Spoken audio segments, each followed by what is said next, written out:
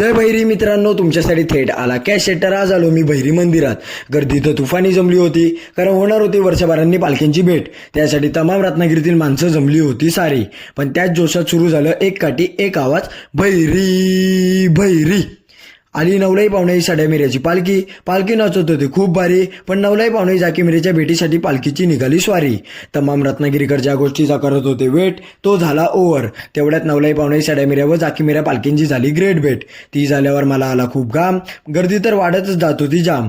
कसं होणार काय होणार काहीच माहिती नव्हती, पण एक गोष्ट माहिती होती, श्रीदेव भैरीच्या पालखीची मंदिरातून निघताना शान बघायची होती. फायनली भैरीची आली पालखी. हातावर नाचवायला लागले मोरुकवाड्यातील मुलं भारी. पण ग्रामप्रदक्षिणेसाठी आणि आई जुगाईचा शेंडा उभा करण्यासाठी निघाली माझ्या भैरीबुवाची पालखी. पण हे मात्र नक्की, देखणे हे तुझे रूप, काय वर्णू मी तुझी शोभा. 12 वाड्यांचा राजा तू, सदैव रत्नागिरीकरांच्या पाठीशी उभा. डोक्यावर हात ठेवून चांगला मार्ग दाखवायचा करतो माझा राजा काम. बोला जय श्रीराम.